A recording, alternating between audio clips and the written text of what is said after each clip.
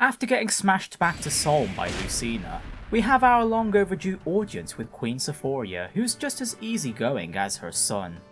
Despite the casual nature of Solm, they've fared better compared to the other countries due to focusing on defense, and now that the Divine Dragon is here, they can now offer the Emblem Ring to our cause, once they figure out where they put it.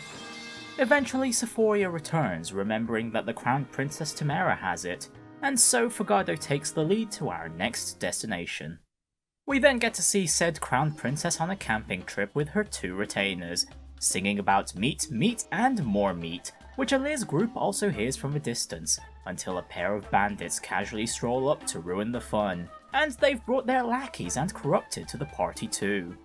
We finally meet Tamara proper, and she immediately asks us to awaken the radiant hero that will be paired with her for the coming encounter. On preparations, we have a huge fog of war map, but thanks to the numerous torches, the visibility isn't too bad, aside from maybe a scant few enemies being hidden. The two bosses are situated all the way on the opposite corner from us, and there is about a 50-50 ratio of air-to-ground units. There are 3 houses we can visit, and along our path there are destructible junk heaps of various sizes impeding both our and the enemy's path.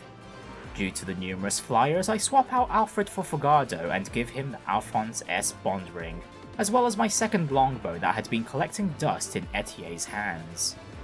Once I put everyone in place, I start the map, to which Tamara and her retainers use the Zeroth turn to move along the rightmost path.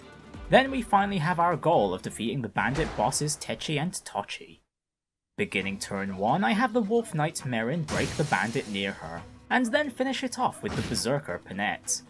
Clan and Jean destroy the junk directly south of them, then Ocrist makes a dent on the following one, simultaneously revealing a hidden corrupted that I couldn't defeat immediately. Everyone else just moves on down, while Tamara ends the turn by instantly destroying the junk heap below her with Ike's ability. And you know how I said there were 3 visitable houses earlier? Well, that was a lie, as the house furthest away from us gets demolished from the get-go. Back on the action, Yunaka weakens the corrupted that Alcrest revealed. An archer slinks out of the shadows to shoot Louis a few times, Panette gets broken, Alir is doubled, and Tamara gets poked. On to turn 2, Louis breaks the junk next to him, Clan makes a splash on the archer ahead, to which Alcrest gets double unlucky and straight up dies. So I try again with Fogado, and the same thing happens to him too. Like, for real? Does the RNG carry over between characters? Like, I know Maddening has the RNG fixed for time traveling unless something drastically changes, but this is ridiculous. Anyways, I have the 2 archers make longbow shots instead, while Yunaka deals the killing blow, which results in her dying on the enemy phase, but before we travel back, there's more! With Team Right, I put Alir into the adjacent thicket, Merrin weakens the corrupted next to Panette, and then we leave it alone, with the idea that Panette will get broken by that weaker sword unit, so she doesn't get slain from the faster and stronger one next to Alir. However, the AI outplays me by sending the weaker corrupted to Alir, so the stronger corrupted can shred Panette. Oh great, this is going well, and I'm only on turn 2! Ah! Changing plans, we take out the stronger sword corrupted with Ivy and Panette, while wasting Alir and Merrin's moves. Between all that, Jean healed Alir, and Tamara defeats the flyer next to her. Back on the left, we keep the junk pile up this time, and I have Louis use a defense tonic, while Alcrest does a longbow shot again. Fogado heads to the right team, and Clan ends the turn by drinking a magic tonic. On the enemy phase, Louis puts down the nuisance archer for good, Panette gets broken, and the rest of the enemies shuffle around. Finally, turn 3! Fogado snipes the flyer to the north that slinked out of the shadows. Ivy and Panette slay the remaining sword corrupted near them, then Jean heals Panette. Alir moves down and chugs a speed tonic. Tamara moves down too, Emblem engages so Ike's skill Lagoo's friend is active, and destroys the next junk heap along. Then I position Merrin to bait one of the oncoming flyers. As for the left side, Clan opens their path, then Louis and Alcrest rush in to dispatch the axe corrupted, and finally Yunaka waltzes in and heals up. Tamara gets shot and Merrin baits as expected. More enemies move about and it's time for turn 4. Louis heads down to hug the next junk pile and drinks his elixir. Clan and Alchris destroy that pile, then Yunaka hides in the lone thicket and makes a few shots at the nearby corrupted. I then think it's a good time to visit the house I've been ignoring for a while, and I do so. However, I neglected to check the Wyvern Knight chilling nearby with a whopping 50 attack and 53% chance of hitting Merrin. To improve Merrin's survivability, Ivy and Panette move next to her so her personal skill knightly escort takes effect. However, this wasn't enough and Merrin gets slaughtered by a completely different Wyvern Rider hidden in the dark, meaning the one I calculated for became free to one-shot Ivy after. Thus for timeline 52, I undo the right team's actions. Fogado snipes the flyer Merrin baited with a longbow so he's not in the visible Wyvern Knight attack range. Tamara plods along and bulldozes the next big junk pile, leaving the archer she ignored for Alir, Ivy and Panette to deal with. I have Merrin position herself into a thicket, and just to be 100% sure, I have Jean chain guard her. Tamara tanks the combined assault of an archer and a Pegasus Knight. The team on the left successfully wall off the horde of corrupted, and Merrin gets some poison on the oncoming Wyvern Rider. Many more enemies step into our field of vision and we hit turn 5. With the numerous flyers making it to shore, I utilize our mobile artillery Alchris by having him Emblem engage and Astrostorm the Wyvern Knight next to Merrin. Tamara follows Alchris' example and prepares Ike's engage attack to improve her bulk for the turn, while Panette opens her up to more attacks. Fogado, Ivy and Merrin triple team the other Wyvern Knight, then Jean heals the latter of the trio. As for the remaining units, Yunaka busts open a path for Louis to make a risky kill on the mage ahead, so he doesn't die to it on the enemy phase. Finally, the sword corrupted there is turned to cinders by Clan. Panette is shot at then broken straight after. Clan burns the last visible enemy close to the left group.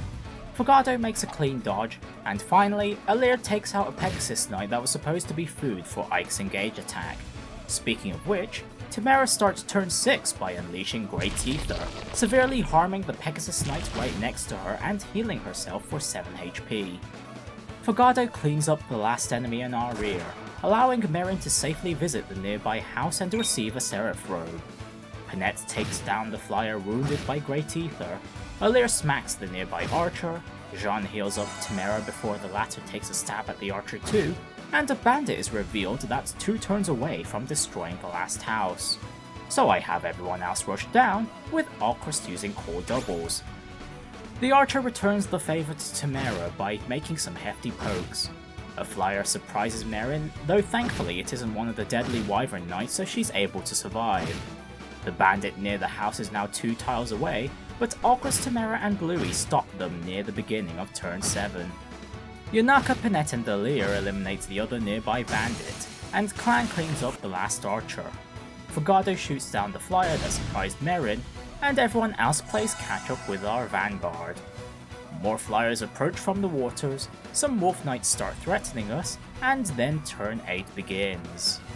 Just like my last 2 videos, these wolf knights gave me a hard time as I tried to dispatch both, and I had many ways to do so. The issue was finding the order of operations that wouldn't result in anyone missing, but anyhow, I did manage to do it in the end. All it took was 3 time crystal charges, with 2 of those timelines losing Panette and Yunaka respectively. Oh, and Tamara received the rescue staff from the last house, and I also realized that I didn't put Lucina's emblem ring back on anyone. Oops. The enemies slowly flank us, but at least everyone is together now. Now on turn 9, Panette starts us off nicely by removing the ruffian in the thicket, and everyone else advances to and through the southern map border. Alir baits in and heavily wounds an oncoming bandit, while the other visible grounded units follow in single file. The flyers we're neglecting continue chasing us from behind, and now we're on turn 10. I have Alir enter the narrow alley and have him execute the bandit with the Levin sword, so Louis can set up to intercept the next enemy. Tamara returns from her house visit and I heal her with Jean. Ivy enters the alleyway too, and she replaces her vulneraries with a mend and physics staff from the convoy, then subsequently heals Alir. I cautiously keep everyone else out of enemy attack range and start the enemy phase. The flyers behind us douse one of the torches, and Louis tanks as planned, but misses their retaliation. Then more corrupted line up for the slaughter. Turn 11. Louis doesn't miss this time, and Ivy deals the final blow. With the numerous amounts of corrupted, I blockade the path with Louis, Alir and Merrin. Then I set Temera to intercept the flyers in our rear. Unfortunately, all the flyers that can currently attack are axe units, so Temera had no opportunity to retaliate. Alir handles his attacker well, while Louis is left at 1 HP. Turn 12, Alchrist and Fogado support Temera by sniping the Pegasus Knight each. Then Temera herself gets a hit in. We continue moving forward, starting with Alir critting the corrupted that put Louis in critical condition. Clan splashes out the swordsman, allowing Jean to mend Louis' wounds, so Louis can remain on the front, and I have him make a spear throw at the enemy hiding behind the Pegasus Knights.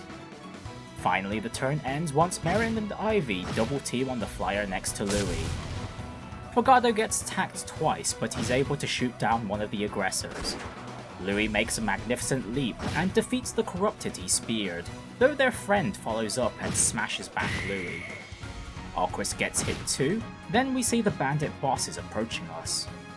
Turn 13, I call for a retreat and scout around for a position I can use to isolate the bosses with, and conveniently, there is a one-tile choke point back where many of the junk piles used to be. So Fogado and Alchrist clear us a path, and Alir continuously fends off our weaker pursuers as we pull back. The choke point is prepared on turn 16, and I initiate with Ivy making a cheeky thunder shot on Tochi, and Emblem engaging Temera to prep the Great Ether landmine. Thanks to Lugu's friend, Temera can take Techi's tomahawk hits that would have killed her otherwise. Once turn 17 begins, Temera slams both bosses with Great Ether and retreats. Alchrist engages to Astrostorm the last corrupted and receives the Elwind Tome. I have Louis act as our bulwark first, though despite his high defense, he'd get demolished if both bosses attack him, or even worse, Tochi alone would shred him because of the extra attacks from the Brave Axe, plus the speed difference. So to mitigate that, Jean freezes Tochi in place. Yunaka passes over her stiletto and strength tonic to Merrin, so Merrin can swap with Louis next turn, as her higher void makes it so she has around a 10% chance to dodge either boss. Techi can finally attack, and he misses one of his shots on Louis. From turn 18 onwards, it's smooth sailing. Merrin breaks Techi's revival stone, Fogado pokes a bit, and then Louis destroys Techi.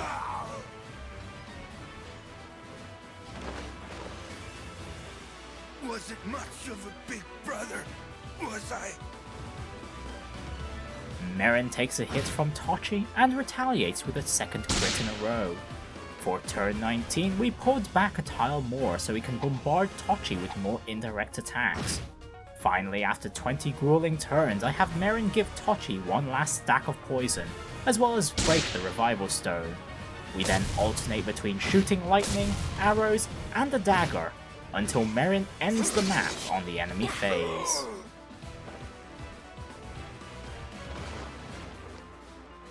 Guess I let my brother down.